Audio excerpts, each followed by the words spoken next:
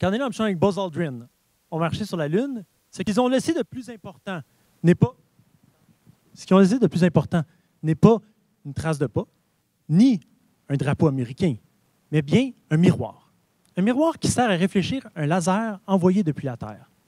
Avec ces mesures, on a pu apprendre que la Lune s'éloigne de la Terre de 3 cm par année.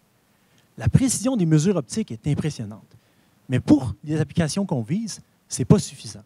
Par exemple, si on veut détecter les fameuses ondes gravitationnelles, il nous faudrait un instrument des milliers de fois plus précis que le laser. On sait que les électrons, les neutrons et les atomes, eux aussi, peuvent se comporter comme la lumière. Avec un microscope, ainsi, on a pu fabriquer un microscope en utilisant des électrons qui ont permis de récolter des images des milliers de fois plus précis que le microscope optique. On a vite compris que plus les mesures sont précises, plus les particules en fait, qu'on utilise sont lourdes, plus ces mesures qu'on va faire seront précises parce que la longueur d'onde associée à ces particules est beaucoup plus petite. On a vite compris que l'optique atomique serait le nec plus ultra des mesures de précision. Jusqu'à aujourd'hui, tous les équivalents de l'optique, fibres, lentilles, miroirs, ont été repliqués en optique atomique, à l'exception de la fibre optique, qui est justement l'élément qui manque pour pouvoir guider un faisceau d'atomes. C'est mon projet. Fabriquer une fibre atomique et un système pour y acheminer les atomes. Vous pouvez imaginer les atomes comme des grains de sable qui entreraient dans une paille très fine. Mais dès qu'ils touchent l'intérieur, ils collent. Immédiatement, la paille se bloque. Mais si on y insère un tourbillon d'air très fort qui va faire tourner les atomes, elle ne se bloque plus.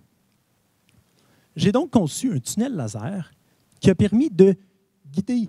Il y a un tunnel laser qui repousse les atomes et qui repousse les atomes de cette manière de la même manière que le tourbillon d'air agit sur les grains de sable. Ainsi, j'ai aussi fabriqué une fibre atomique avec une structure en nid d'abeille qui permet de guider ce tunnel laser. Essentiellement, c'est la fibre qui guide le laser, mais c'est le laser qui guide les atomes. De plus, à sa sortie, le tunnel laser s'étend comme un véritable entonnoir de force pour diriger les atomes. En ce moment, nous en sommes rendus à l'étape de la démonstration de la fibre optique. On veut littéralement filmer les atomes qui entrent et sortent de la fibre. La compétition est très forte. On n'est pas les seuls à travailler sur ce projet, mais ce serait un grand pas en avant pour les mesures de précision des forces, des distances et même du temps.